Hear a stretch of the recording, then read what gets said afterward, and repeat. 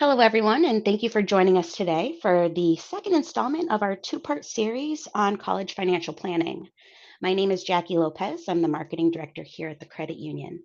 Joining us today, we have Cheryl Hogel, Client Relations Manager with CU Student Choice, to talk about FAFSA, admissions, college selection, interpreting your award letter, and much more. Thank you, Cheryl, and welcome. Well, thank you, Jackie. I appreciate it and welcome everyone. Thank you for taking time out of your day to join us for that. I'm excited to be with you. So let's jump right in. As Jackie mentioned, these are the topics we're going to be covering today. Choosing a college, applying for a college, what it really costs, and determining how much you need. Scholarships, whether you have the FAFSA or what the FAFSA will do for scholarships and grants, and any cheap loans that are out there. We'll conclude by talking about GAP funding, which is the private student loans, and then Mass Mutual's undergraduate solution that they offer. Some of this information may be a repeat if you were in the part one, but it's good to refresh and keep it all together. We want to take a look at to see if college is worth it. Actually, those that attend and complete college bring 70% more earnings than a high school graduate, with making $1 million more over their career. Also, they start with a better starting salary that's almost 2 times their debt load.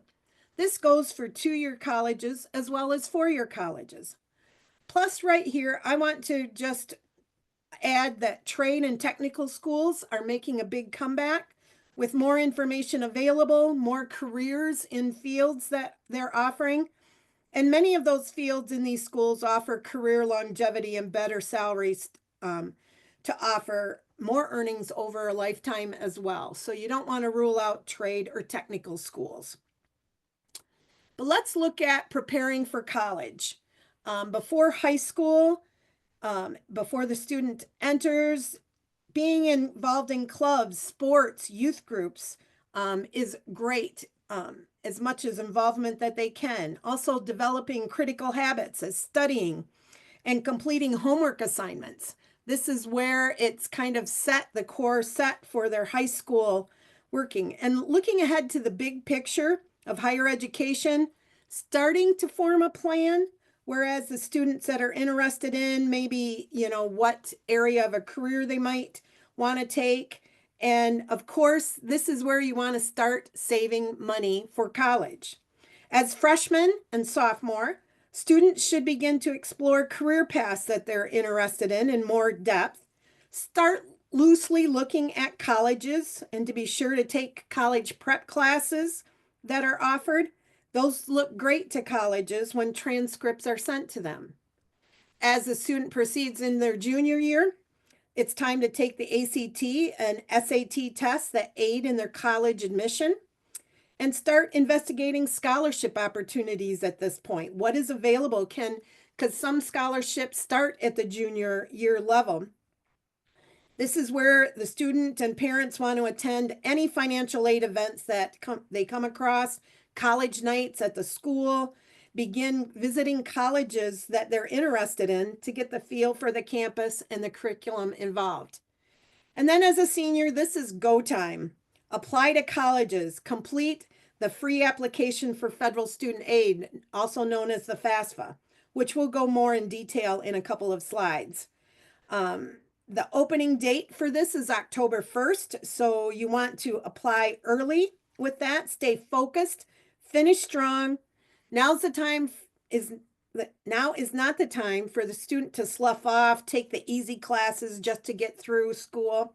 Take those AP classes, which helps bypass some college classes that you don't have to pay for and still get credit for them once you take the AP test.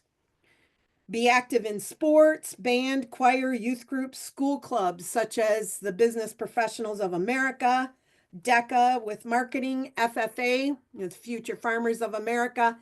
Colleges look to those and see what the involvement is in them. So let's look at choosing a college. First, before I go into these questions, I want to offer whether attending a community college will be beneficial.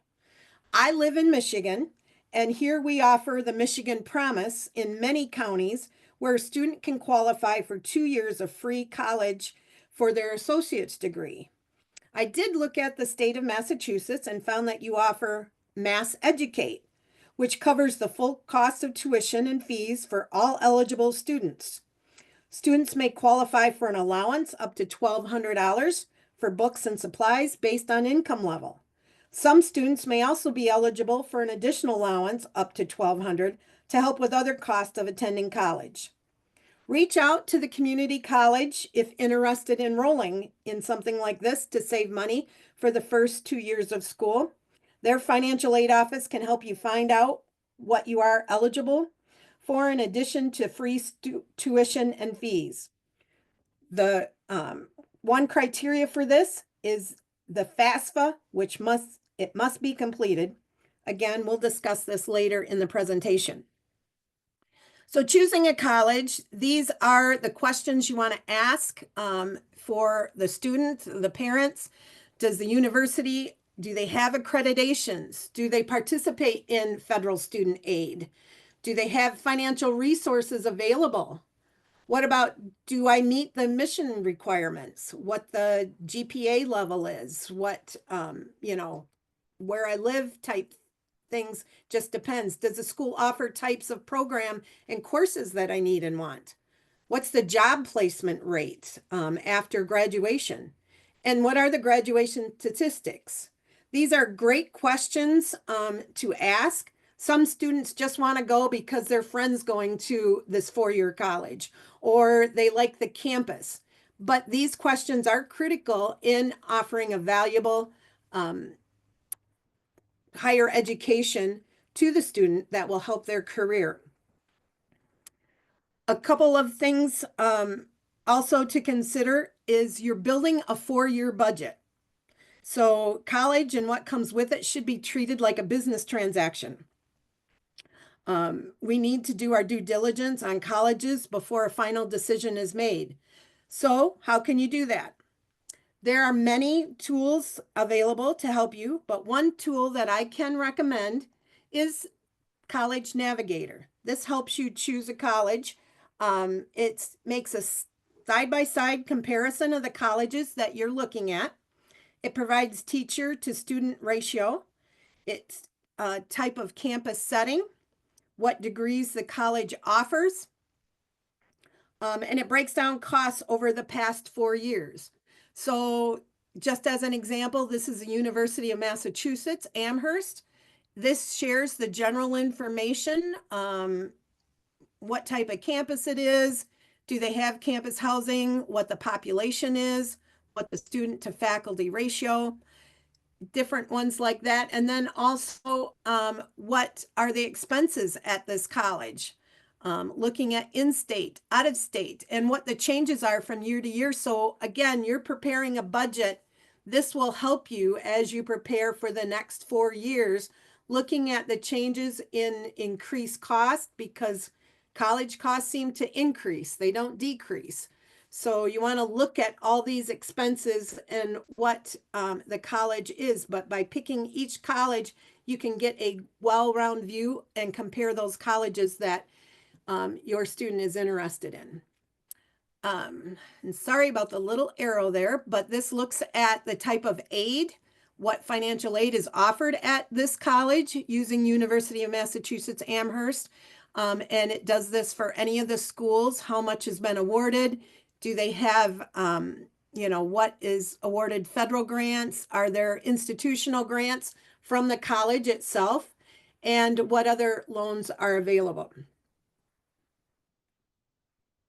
Applying for a college, there are a few things to take a look at in applying for the student. Colleges are going to look at course strength of their high school. Did they take those AP classes? Did they, have, even though they may have had a 4-point, is it all easy classes? No, they want to look at the course strength. That plays a factor into it, what their overall GPA is. Demonstrated interest in the college and what they would be doing at the college, what career path, sports, different things, extracurricular activities that the student is in their high school level. Like I said, youth groups, whether it be, DECA or Business Professionals of America, things like that that are attached with a school. What are their extracurricular activities? Do they volunteer somewhere? Test scores may be optional that they look at, but again, it is something that the college can look at. Essays might be required to get into the college, and we'll talk about that here a little bit with the scholarship essays and getting teacher and counselor recommendations for a college. Where do they, recommend to go to? Does that help? The student may need that recommendation as far as with the application. And looking at ethics, especially, the student needs to be honest about everything. If they're been involved in activities, accomplishments, and even those infractions that may happen. Colleges will look at public Facebook pages. So you want to be careful what the students are posting out there. Are they party city all the time?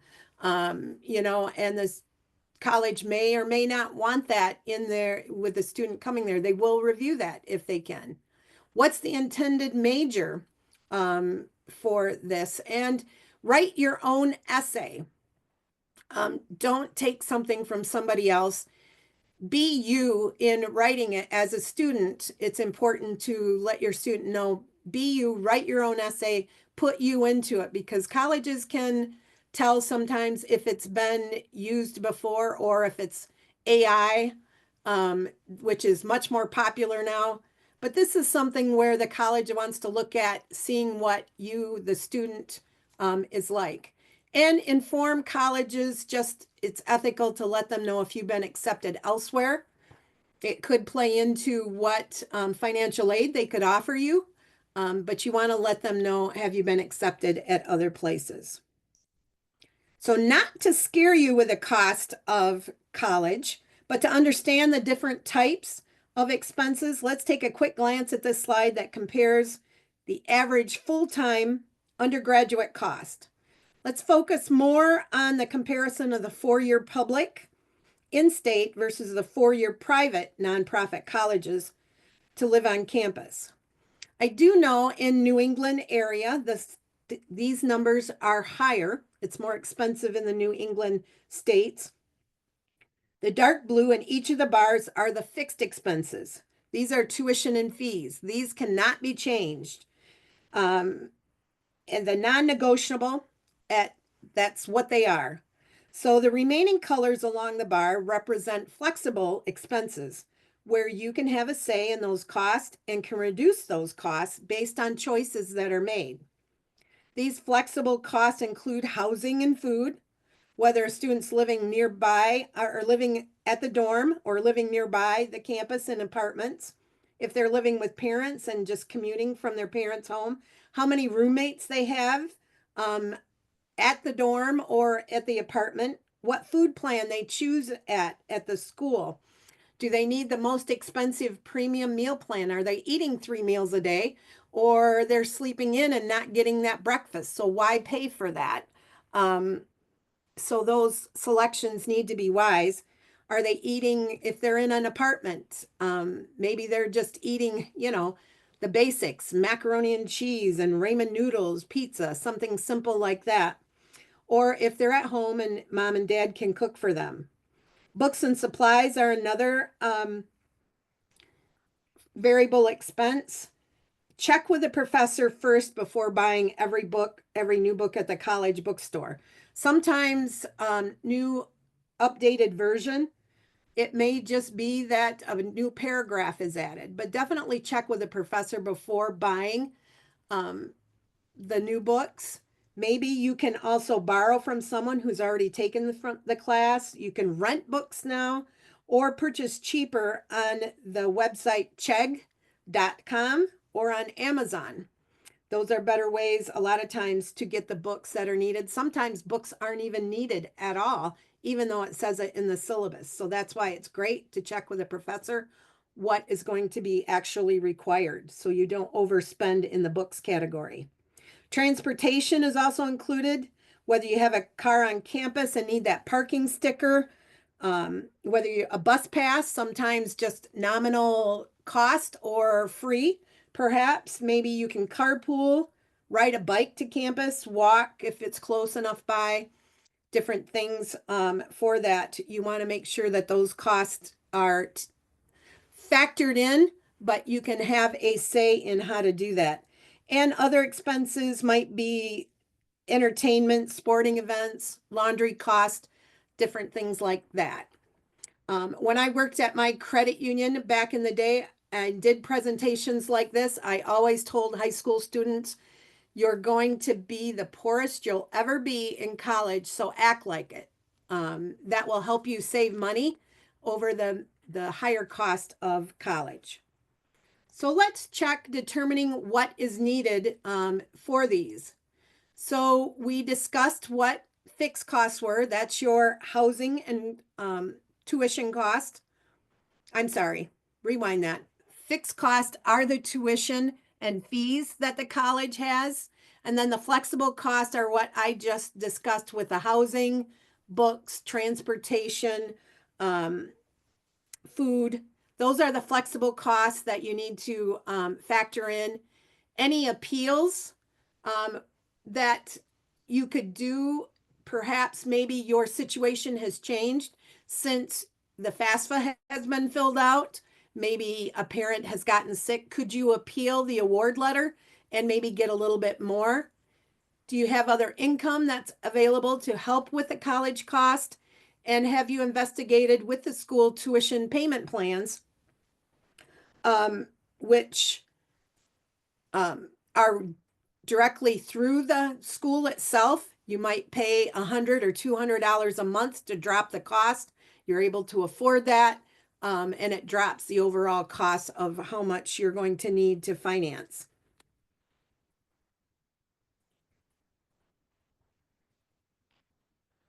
So just eliminating this, this is kind of a graph to help you see about the eliminating unneeded flexible expenses. We talked about those flexible. Could you choose? If you rented at $300 a month, that's about, this is for a 10-month stay at college, that's estimated at $3,000. Could you drop it if you added an additional roommate? Food, again, we talked about the premium plan at the college offers. What if you decide to take the next step down if you're living in the dorms and getting that food plan with that?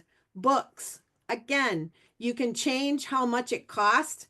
Say it's $200 a book, and that's even cheap these days. Sometimes they're up to $300. Maybe you need 10 books for 5 classes, 6 classes. Cost of that. See what you can get for renting or borrowing, or maybe you don't need a book at all. Way to investigate that. Any personal, like the entertainment, laundry, different things like that, definitely a place where you can eliminate any unneeded expenses. And that transportation, a lot of times, might be that that stays the same because you don't, you're living on campus or you need to take the bus, but you can make wise choices in selecting what you need in these flexible and various expenses. We talked about when to consider an award appeal. This could be a change in employment that happened with the parent, perhaps, or medical bills have come in because a parent or sibling got sick, and that is costing a lot. If there was divorce in the family, death or disability, going through a high consumer debt that causes an increased, more financial burden. These are things to consider an award appeal to actually say when the award happens, could you get a little bit more if something like this happens? Again, this is something where ethics falls into play. You don't want to just have these things to get a better award. You want to make sure that it's ethical and all up front on that. So a sample award letter. Award letters from the colleges typically are sent out in April or May. They start sending those out. Some schools include the total academic year. Some schools will display by semester. Estimated costs minus scholarships and grants that have been awarded, minus loans that you can receive equals the amount that you need to come up with to pay. That's your net cost. No award letter is written in stone. You can see if there's more available because not all award packages are accepted and there's money left over. You can always check it out. Ask shortly after you receive your award letter. Is there room for a little bit more somewhere? You can talk to the financial aid office with that. And some scholarships and grants may reduce the financial aid award package that's offered. Again, being friends with that financial aid office at the school, they are prepared to answer those questions. But through this sample award letter that is sent, you can choose to accept or deny what awards have been given, say for the direct loans or whether it's subsidized or unsubsidized. Maybe you don't need all that. You can reject that for the award letter, but you do want to accept anything that makes it easier not to over borrow later on the loans. So the best way is to take a value-based approach to financial aid. That is looking at the free money first. Grants and scholarships are free money. They do not need to be paid back unless maybe there is a stipulation in the grant or the scholarship. If it's a renewable one, that the student needs to have satisfactory academic progress, or that, transcripts are sent to those who are awarding the scholarships, things like that, and that doesn't happen, it may fall into play with that. Cheap loans are the federal direct loans. That's where you go next after the scholarships and grants. And then lastly, you look at gap funding, which can include savings accounts, 529 plans, using your home equity, if there's equity in your home, to finance college tuition payment plans. We kind of already discussed that that is something set up with the school to pay an amount per month to the school to help drop what's needed overall to borrow. Then there's the Federal Plus loans and the private student loans, which we'll go into a deeper dive here in just a moment. But first, let's look at the scholarships not based on the FAFSA. So these scholarships, they can be eligible, I mentioned previously, maybe starting in 11th grade. They can be based on need or merit. They can be for a variety of reasons. It could be just because you're left-handed, perhaps, that are out there. It could be due to ethnicity. It could be where you live. Award amounts, they vary in what is available to them. And I want to say for juniors, start using their summer months to begin the scholarship search, and do not stop until you graduate in college, from college, because there are scholarships out there up until then. This also could be civic, religious, Rotary, business, in honor or memory of type scholarships. You can look in your community.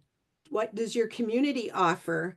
A lot of workplaces or manufacturing places will offer scholarships. Awarded for a variety of reasons. Color of eyes even happen with that. There's different ones out there. And don't rule out the small ones because their amounts vary.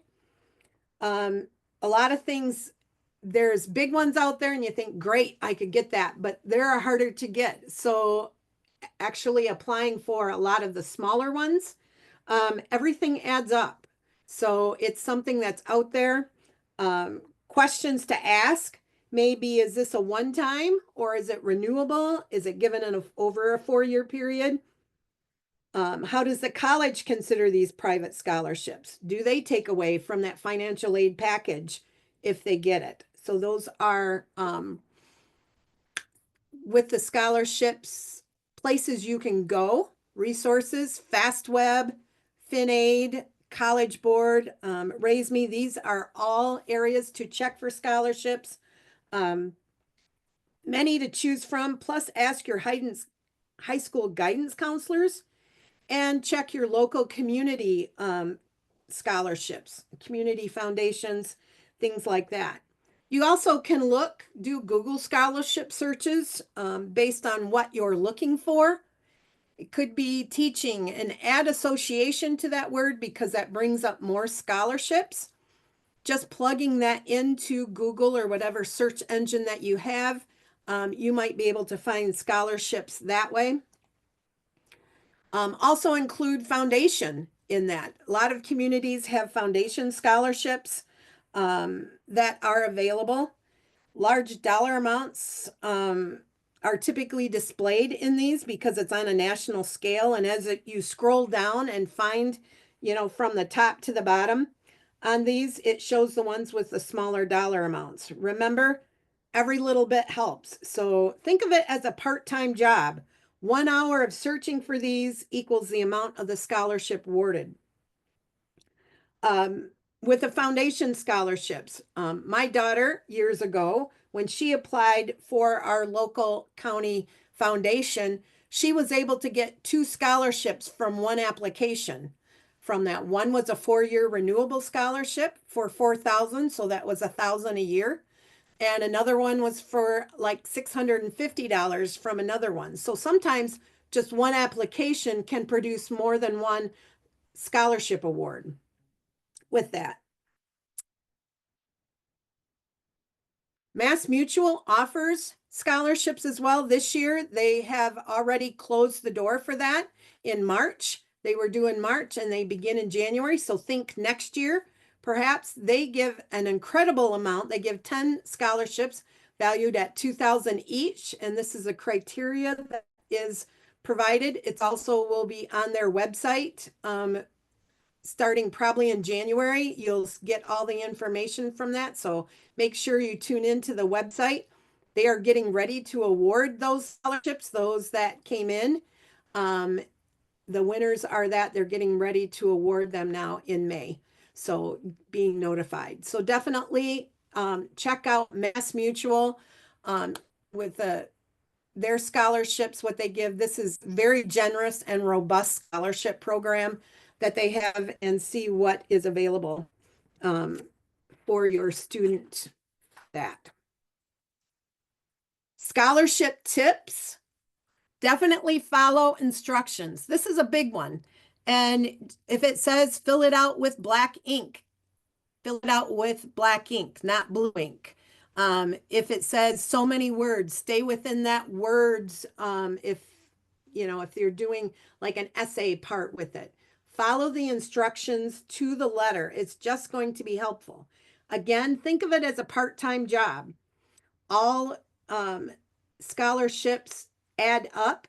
My daughter, the first year that she applied for college, because she applied for so many scholarships and through filling out the FAFSA, she was awarded free money that paid for her first year of college. She didn't have to pay one dime for her first year of college because she pursued this. So definitely build a scholarship list. With that, highlight community involvement and charity work.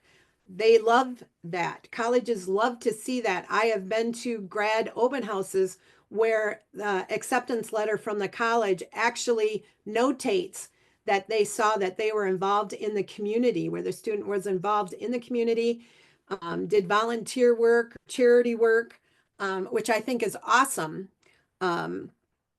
with that. So use one essay perhaps as a template, and then you can modify for each specific scholarship.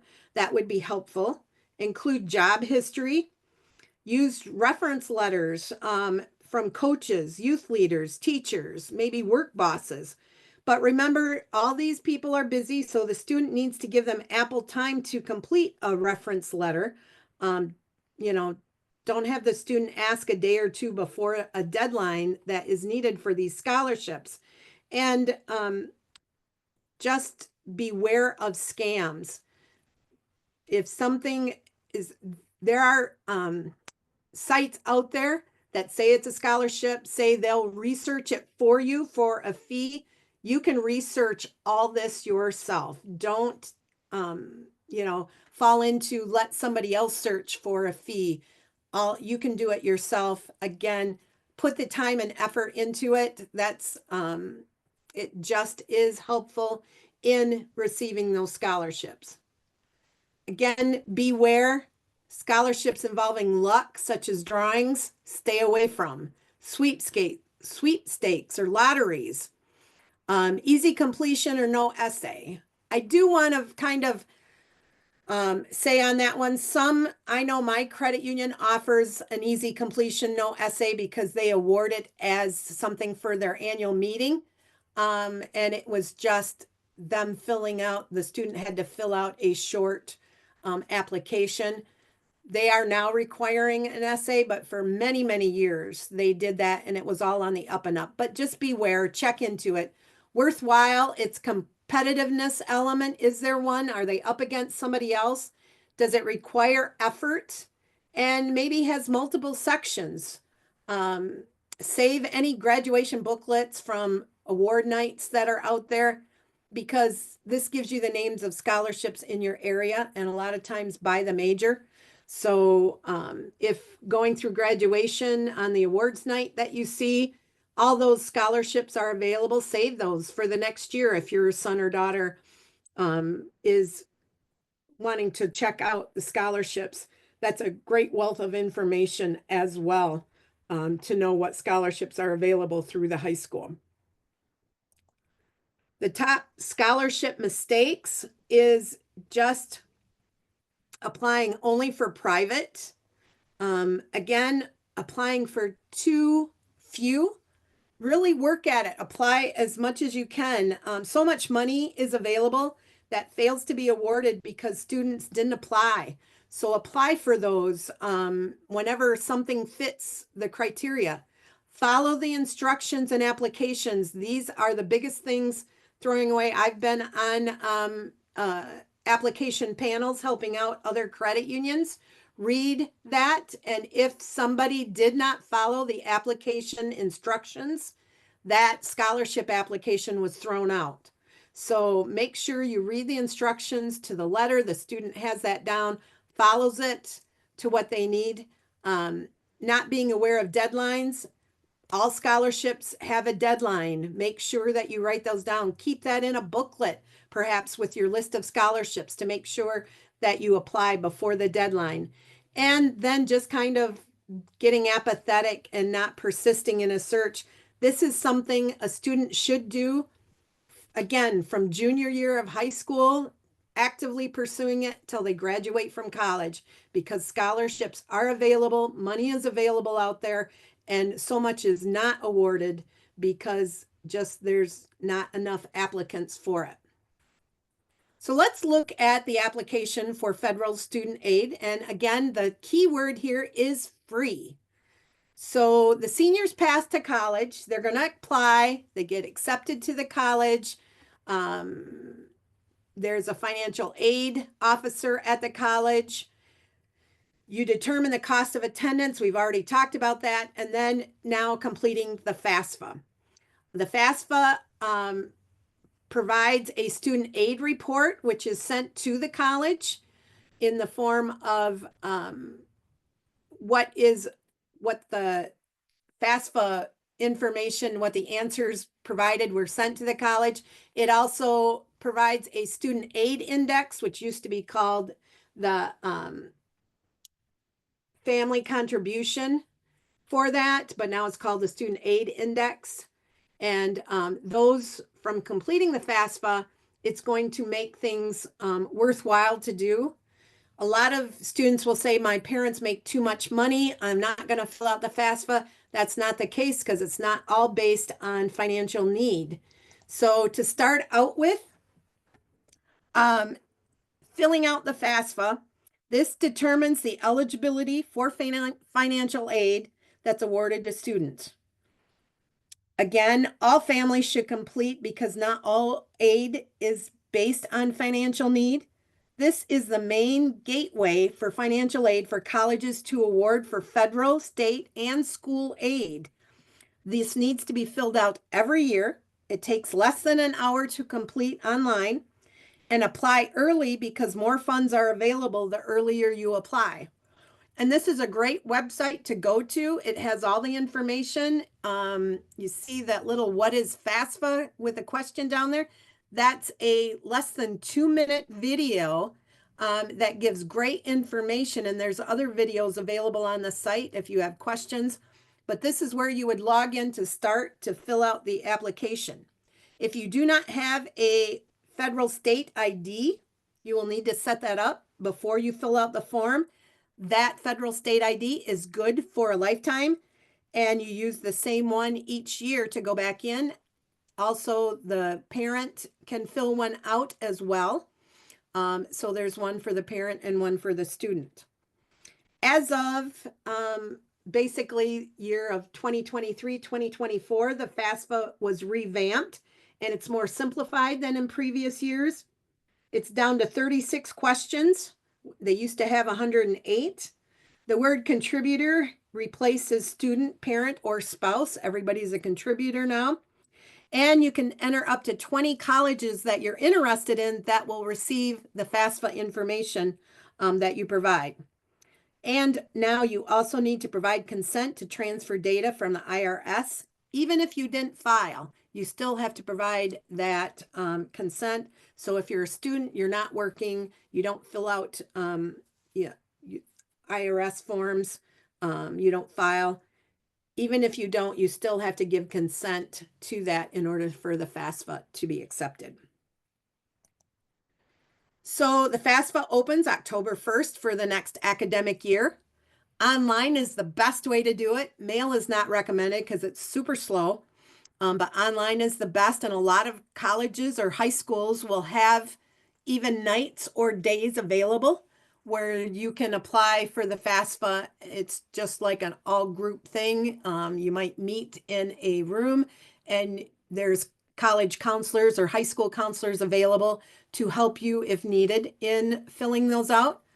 Again, apply every year while you're in college. You want to do that every year. You don't do it just once. Beware of scams. If somebody says, yeah, this is the financial aid, again, this is free. So if anybody is asking for money, this is not a actual FAFSA. So it is free.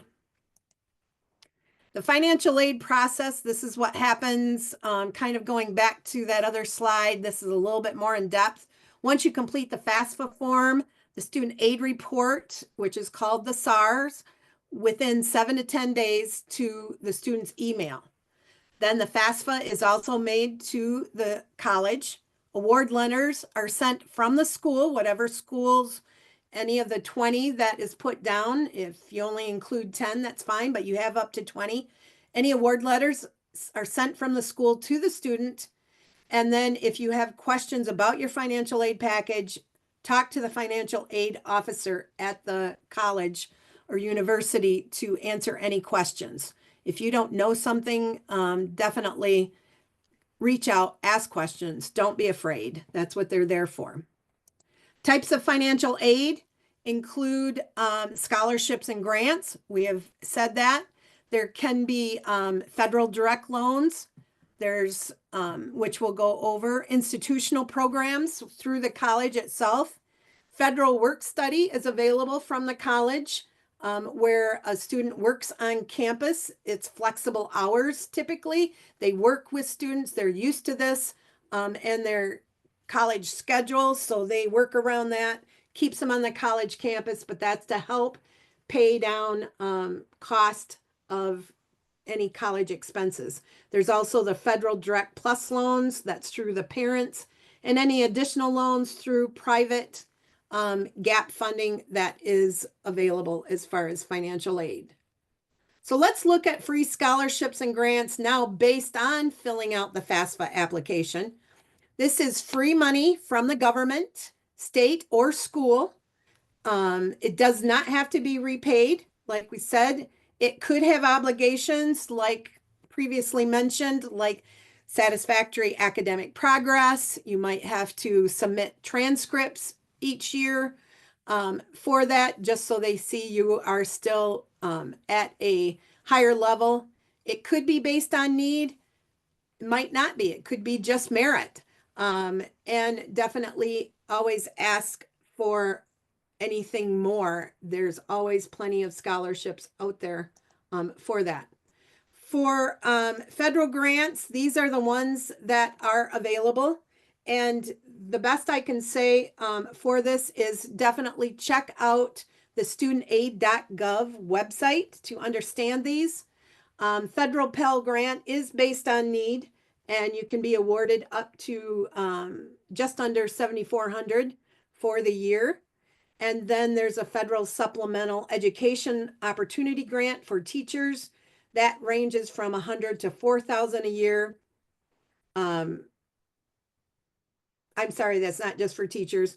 And then there's the teacher's grant available, but definitely check the website out at studentaid.gov to see what those federal grants are.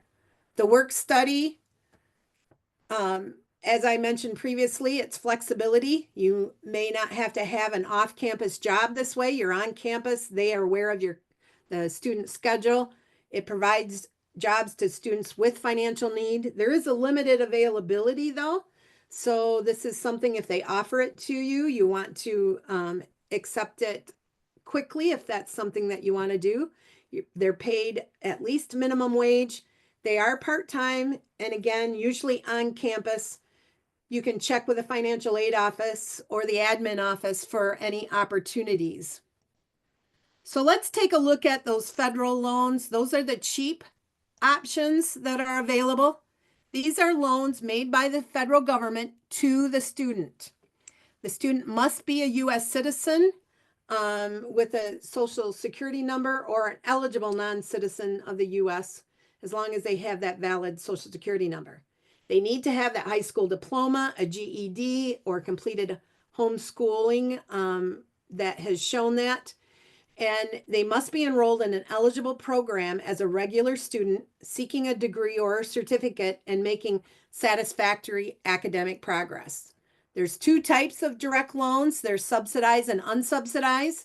They are awarded to students at the same interest rate, 6.53%, plus there's a small origination fee, just over 1%. These are standard repayment for 10 years with a 6-month grace period. The difference is subsidized are awarded to eligible students based on financial need, and the government pays interest while the student is in school. Unsubsidized are awarded to any eligible students not based on need, and the students pays the interest from the beginning that the loan is granted, but they can defer payments until after they graduate or separate from school.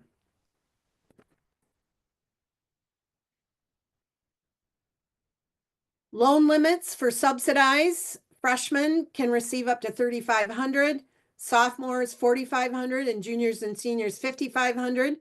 If they're unsubsidized, and most are for dependent students, they can receive up to $5,500. So if they've already been asked, do they get the subsidized at $3,500, they would have, as a freshman, $2,000 available unsubsidized. Sophomore unsubsidized is up to $6,500, juniors, seniors up to $7,500 for dependent students. It's a little bit higher for independent students. Those students are at least 24 years old. They have to be married or not have to be married. They can be married, graduate or professional student. There's different criteria for the independent student, as you see there on the slide. And the dependent student is one basically that doesn't meet any of the criteria of the above for the independent student. Most are dependent students. So let's look at other options. These are the GAP options. These are other loan options and private student loans. To fill the gap, we've mentioned before, it could include the savings accounts. 529 plans are included in that. Some will say retirement accounts. We say no to that. Don't do financing to college by taking away from your retirement accounts, home equity loans. If there's enough home equity in the loan or in your home, it might prove where you could use that to pay on college cost. We've talked about tuition payment plans previously. The Federal Plus loan, this is where the FAFSA must be completed, and private student loans, FAFSA is not required, but it is recommended because you're just going to get more with that. The Federal Plus loans is a government administered loan. It's made to the parents, whether it be biological, adoptive, some case a step parent. Loan is not in the student's name. Some parents think this builds credit for the student. It does not. The student is nowhere involved in this loan. This is only made to the parent, and it's the amount that is given to them is the cost of attendance less any financial aid that's already been awarded. The interest rate on a Parent Plus loan is 9.08%, and it has a whopping origination fee of over 4%. So that's big. That's taken off right at the top. So for the cost of that, of what's awarded, it is taken off of that. Again, this is a 10-year repayment. This begins immediately within 60 days of the loan being accepted. And dependent students whose parents are denied, they could qualify perhaps for additional federal direct loans of the previous slide that we already showed if the parent is denied. We also want to make sure if the parent has a security freeze on credit, on their credit file for any of the 3 credit bureaus, make sure you lift that before applying for the Federal Plus loan. Tuition payment plans, we'll quick skip through this just to say it's a short-term, typically interest-free solution from your school bill. It splits it into smaller amounts like $100, $200 a month, something to that. Plans are offered by most schools. They're administered through the campus billing office. There can be fees, so make sure you understand if there is for that. There's no interest. And you can check the financial aid office what is available for tuition payment plans at that school. Then we have private student loans these are another financing option. It is GAP. It should not replace any of the federal direct student loans. Remember, free money is the grants and scholarships. The cheap money is those federal direct loans. Those should come first in making decisions. Then you look at whether you want to accept that Federal Plus loan for the parent or another option of the private student loans. Interest rates vary by institution, but typically it's based on prime. They're variable. You can find some fixed rate ones as well. Origination fees are very low, if there is any at all. Repayment plans can range from 10 to 25 years instead of just the 10-year federal plan. These may require a co-borrower to meet FICO and income requirements. Again, you do have the option to defer payments while in school. You could make immediate payments, you could make interest-only payments, or you can defer that. And again, if there's a security freeze before you apply for these loans, make sure that that is lifted off of that. Mass Mutual has a great undergrad solution. It is unique and cost-effective for you by the credit union to fill those educational funding gaps. You want to make wise decisions in doing that. This is a line of credit structure. So you apply once with Mass Mutual for an undergraduate career, and you can borrow up to that line of credit of $75,000. There is an annual review that happens every year, even though you do apply once, and you do have to each year, after that first year of applying for that line of credit, each year the student will have to do a draw request in order to get funding for the subsequent years. There's nearly 2,000 eligible four-year schools that are approved schools and available to choose from. These are not-for-profit schools, public and private, but these aren't for-profit schools on this approved school list, typically because their default rate is higher. So you're not going to see those on this solution. A lot of community colleges are not on there because of that they get enough funding through the Mass Educate or through the federal funding that they can get with a cheap solution. Rates begin as low as 6%, and these are variable. There's no origination or prepayment fees with this. A co-borrower could be on a couple different of their kids. So there's a co-borrower maximum of 250,000, where the line of credit for each borrower is 75, like we mentioned in the previous slide. There's flexible repayment options. If anything is 40% or under, it's a 20-year repayment term. Anything over 40,000, up to that 75,000, that's a 25-year for the variable rate. You can fully defer this, which is 5 years, plus 6 months grace after the 5 years to defer that, or you can make principal and or interest only payments. It doesn't throw you into payment. It's up to you what you choose. If you even select full deferment, you can still put money down anytime on this loan because it is a line of credit. You can put it down for that. There's a possible co-borrower release as long as the borrower meets income and FICO requirements. And there is a graduated repayment available for the first 2 years if the situation lends itself to where the borrower maybe couldn't get that great job right after graduating and they're having a hard time. You can check into graduated repayment where the first 2 years it's amortized. The payment is amortized over 40 years, and then it's recalculated after those 2 years with the remaining 20-year term. This is the co-branded site for MassMutual where you can apply. They have a link on their website to go directly to this, or there is the website below that's listed there. You will be seeing an update. It will look a little bit different coming shortly because Student Choice is updating all the co-branded sites. It'll look just a little different, but it will have the same information on there. You can pay for college. You can log into your account, finish an application, do a draw request for this. This also shows where there is webinars available through us that we have that you can register for. But this is a great site through MassMutual. And again, by going to their website and looking for that in drop downs under student loans or going directly to that URL that's listed below.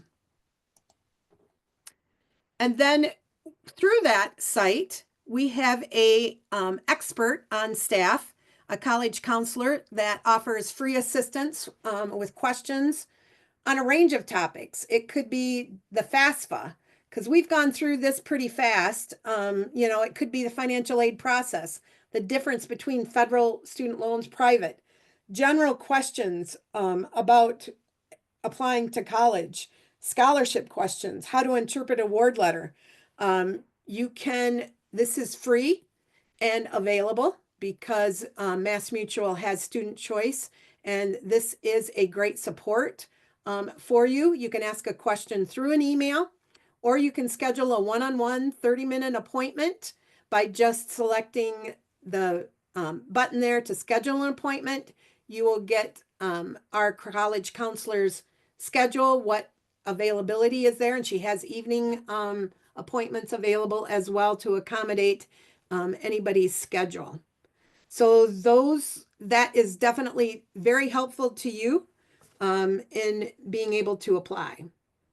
So basically, that is it. I appreciate all that have attended. You can contact MassMutual through that co-branded site that answers a lot of questions. There's frequently asked questions on there, or you can call MassMutual directly for more information. Ask for assistance by going to their website as well. So With that, I am going to stop sharing and seeing if there's any questions that came up.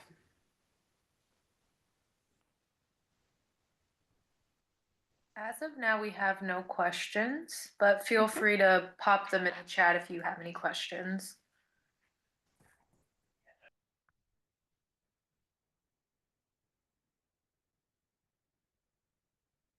And if there is nothing, it's something, again, you can reach out to Mass Mutual for that. They can get your questions answered for you. They have the resources through Student Choice to be answering your questions. I hope this was beneficial to everybody, kind of getting that background on how to apply for scholarships, applying for that FAFSA. All that is, it's a process, but it's something well worth it if you're student, if you as a student or if you as a parent in selecting your colleges want you to be wise in doing that and save money, not over borrow either. That's our goal. Yes, thank you, Cheryl. That was super helpful. If anyone has any questions, but you're thinking about them later on, we are sending out an email with the survey attached, presentation, the recording of today's presentation as well. So feel free to respond to that if you think of any questions in the meantime. But we do thank you for your time today, and thank you again, Cheryl. My pleasure. Everybody have a great day.